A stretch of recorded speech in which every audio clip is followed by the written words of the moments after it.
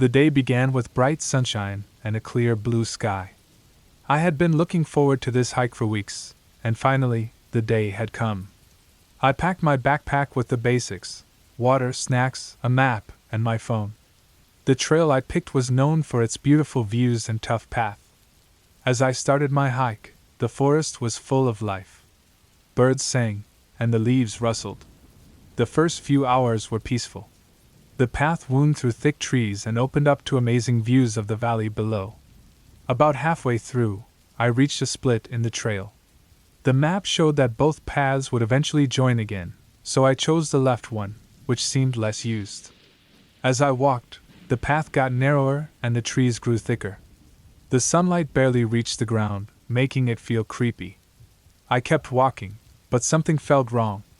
The sounds of the forest seemed to disappear, replaced by an eerie silence. I tried to ignore the feeling and kept going. After a while, I realized I hadn't seen any trail markers for some time. Panic started to creep in. I pulled out my map and phone. The map wasn't helpful, and my phone had no signal. I decided to turn back, hoping to find the main trail again. But every turn I took looked the same. The trees, the rocks, everything blended together. My heart pounded as I realized I was lost. The sun was starting to set, and the forest grew darker. I kept moving, trying to stay calm. Suddenly, I heard a rustling behind me. I spun around but saw nothing. My mind raced with thoughts: a deer, a fox, or maybe something more dangerous. I walked faster, my footsteps echoing in the silence. After what felt like hours, I stumbled upon an old, rundown cabin. Relief washed over me. I walked up carefully and looked inside. It was empty but offered shelter. I decided to stay there for the night, and find my way back in the morning. As darkness covered the forest, I made a small fire using twigs and branches. The flickering flames gave some comfort, but I couldn't shake the feeling of being watched. Every creak, every snap of a twig made my heart race. I barely slept, but as the first light of dawn broke, I felt a bit of hope. I gathered my things and stepped outside. The morning light made the forest seem less scary. Using the rising sun as my guide, I carefully retraced my steps. After a few hours, I finally saw familiar landmarks. Relief washed over me as I found the main trail. By late afternoon, I made it back to my car. Tired but grateful, I realized how lucky I was. The forest had tested me, pushing me to my limits. As I drove away, I couldn't help but feel a deep respect for the wilderness. It was a reminder of how small and vulnerable we are in the face of nature's vastness. Just as I was about to leave, I glanced back at the forest and noticed something odd. Among the trees, a dark figure stood, watching me. I blinked, and it was gone. My heart skipped a beat. Had I imagined it? Or was something really there, following me the whole time? The thought sent chills down my spine. I quickly started the car and drove away. The image of that dark figure burned into my mind, a reminder that some things in the wilderness are better left unseen.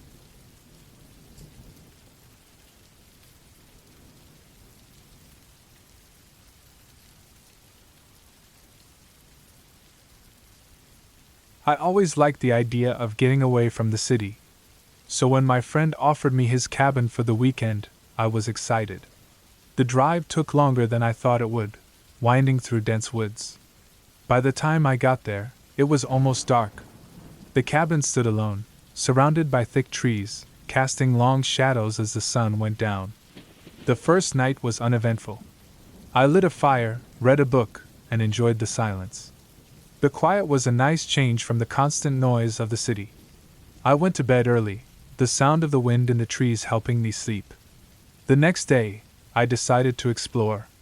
There was a lake nearby, about a mile's walk through the woods. I packed a lunch and set off. The trail was narrow and overgrown, but I found the lake without much trouble. It was beautiful, the water clear and still, reflecting the sky above. I spent most of the day there, eating my lunch and relaxing. On my way back, I noticed something strange. The forest seemed different, as if the trees had moved while I was gone. The trail I had followed was harder to find, and I felt a growing sense of unease. I eventually made it back to the cabin, but the feeling of being watched stayed with me. That night, I couldn't shake the feeling. Every noise outside seemed louder.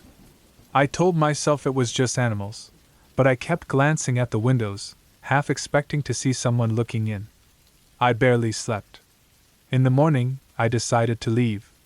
The unease had grown too strong. As I packed my things, I heard a noise outside. It sounded like footsteps, but when I looked out the window, there was no one there. I grabbed my bag and hurried to my car, my heart pounding. I started the car and drove down the narrow dirt road. The feeling of being watched followed me. I glanced in the rearview mirror and saw movement among the trees. It looked like a figure, just standing there, watching. I sped up, gripping the steering wheel tightly. When I finally reached the main road, I felt a huge sense of relief. I drove straight back to the city, not stopping until I was home. I never told my friend about the strange feeling or the figure in the woods. I wasn't sure he would believe me. But I knew one thing for sure: I would never go back to that cabin again. The feeling of being watched, the figure in the trees, it was too real to be my imagination. Weeks later, I was back in the city, trying to forget the whole thing. One night, I was walking home when I felt it again, that sense of being watched. I turned around, and there, in the shadows of the alley, I saw the same figure. It stood still, just like in the woods, watching me. I quickly walked away, my heart racing. The city felt different after that. The busy streets and loud noises couldn't drown out the sense that someone, somewhere, was watching me. I started locking my doors and windows every night, double-checking everything. But deep down, I knew it wouldn't matter. Whatever had followed me from the cabin wasn't going to leave. And I realized, with a chilling certainty, that some things, once found, never really let you go.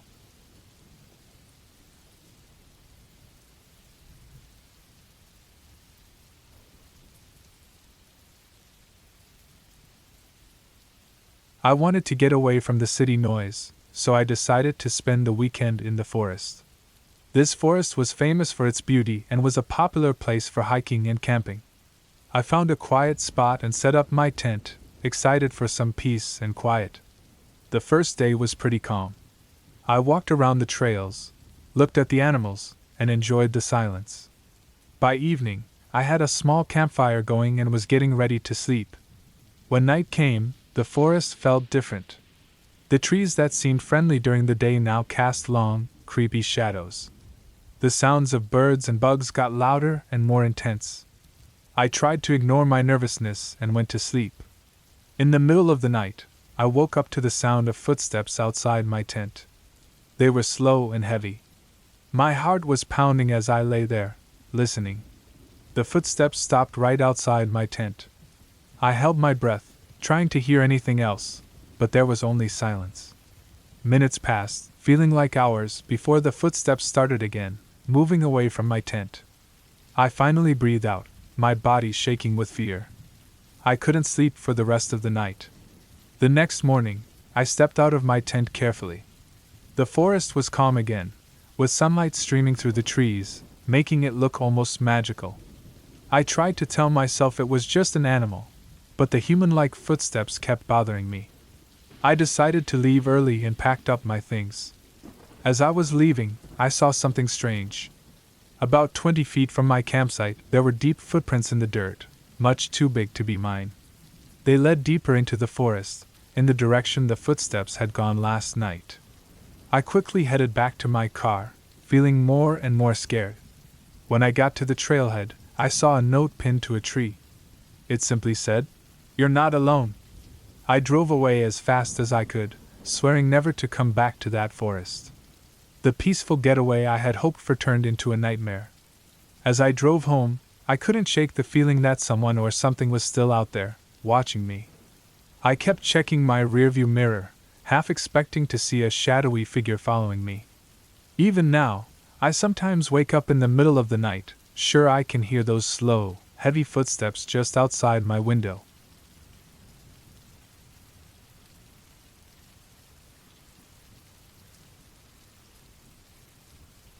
I was hiking through the forest on a late summer afternoon. The trail was narrow and overgrown, with branches brushing against my arms as I walked. I'd taken this route many times before, but today felt different.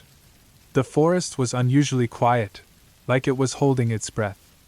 The sun was setting, casting long shadows that danced eerily across the ground. I glanced at my watch. It wasn't dark yet, so I decided to keep going a bit further. The deeper I went, the denser the trees became. It felt like I was being watched, but every time I looked around, nothing seemed out of place. Suddenly, I heard something strange, a faint, repetitive noise coming from just beyond the trees. It was a rhythmic thudding, like something heavy moving through the underbrush.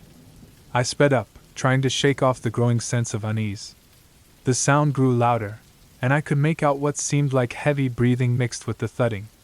I stumbled upon an old, abandoned cabin I had never seen before. It looked like it hadn't been used in years. The windows were boarded up, and the door was slightly ajar. My heart raced as I approached, driven by a mix of curiosity and fear. The thudding and breathing seemed to be coming from inside the cabin. I stood at the door, trying to calm myself. The noises stopped suddenly. I pushed the door open slowly and stepped inside. The cabin was dark, with just enough light filtering through the cracks to see. The air was stale and cold.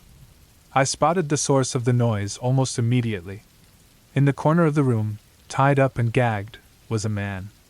His eyes were wide with fear, and he struggled against the ropes. He looked like he had been there for days. I quickly pulled out my phone and called for help, trying to stay calm. While waiting for the police, I looked around the cabin. It was clear that someone had been using this place as a trap. There were signs of recent activity: tools, makeshift weapons, and maps. It hit me hard. This place was meant for something truly sinister. The police arrived soon after and took over. They thanked me for finding the man and assured me he would be safe. It turned out the cabin had been used by a fugitive who had been on the run for months. They managed to arrest him, but the cabin's true purpose was far from over. After the police left, I noticed something chilling. The maps on the wall weren't just tracking the fugitive's movements. They were detailed plans for future targets. As I examined them, a cold realization set in. This wasn't just about one man. It was about a network, a group with plans far beyond what I had witnessed. The forest around me suddenly felt different, darker.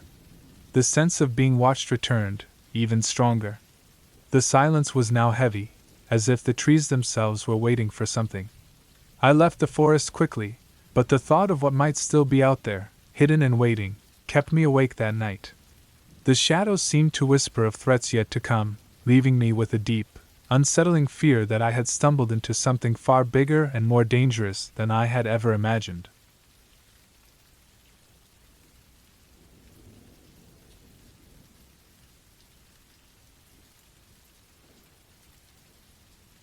I went camping alone in the woods, far from any town or other people. I'd always loved the peace and quiet of nature, and this trip was meant to be a break from my busy life.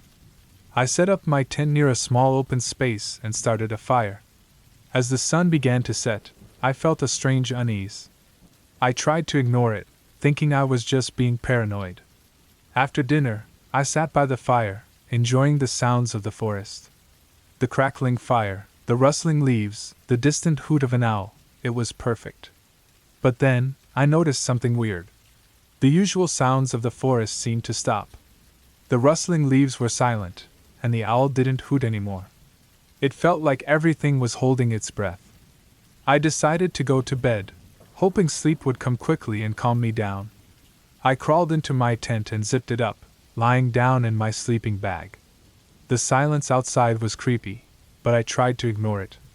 Just as I was about to fall asleep, I heard a faint crunching sound, like footsteps on dry leaves. My heart started pounding. I told myself it was just an animal, maybe a deer or a raccoon. But the steps were slow and deliberate, getting closer to my tent. I lay still, barely breathing, trying to hear every sound. The footsteps stopped right outside my tent. I reached for my flashlight and shone it towards the tent wall.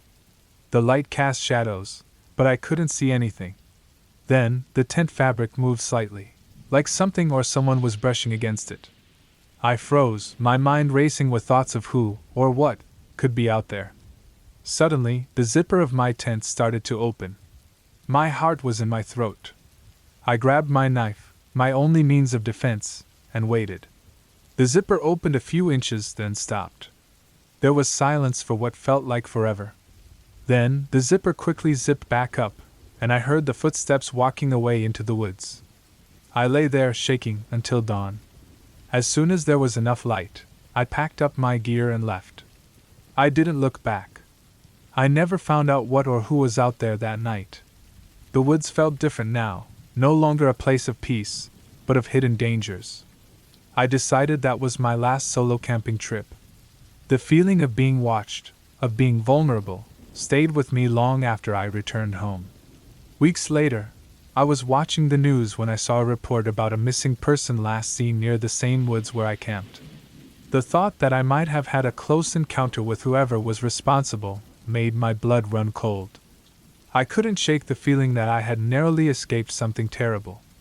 The image of that slowly opening tent zipper haunts my dreams, and sometimes, in the quiet of the night, I think I hear those footsteps again.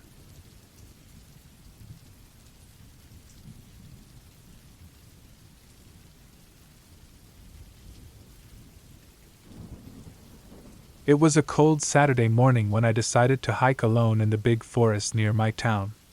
I packed a small bag with water, a snack, and a map. The forest was known for its thick trees and winding paths, and I wanted to see its beauty without anyone bothering me. The path started off easy, wide with sunlight coming through the leaves.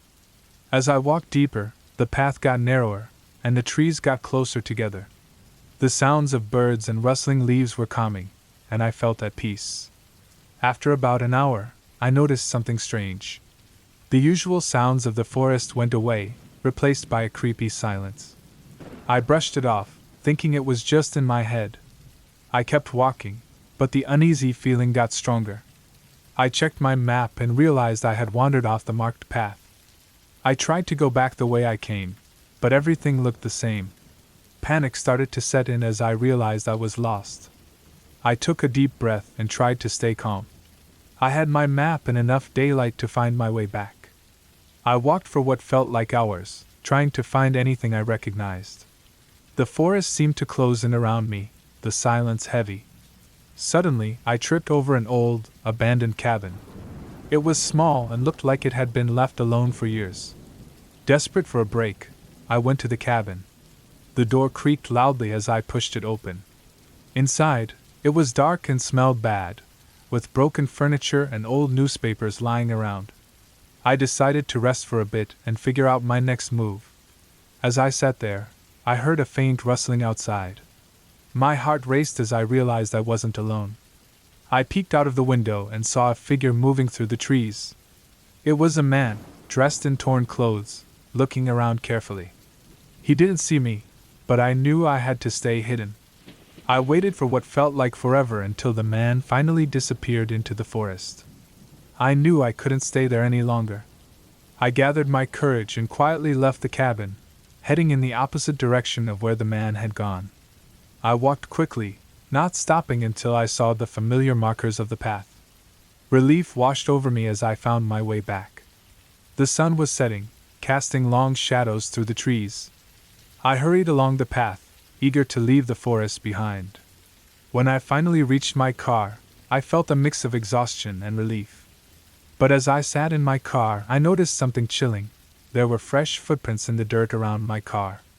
They circled the vehicle, as if someone had been watching and waiting. I never found out who that man was or why he was there, but one thing was clear: I wasn't as alone as I thought I was. The forest had a dark secret, and it felt like it was still watching me, even as I drove away.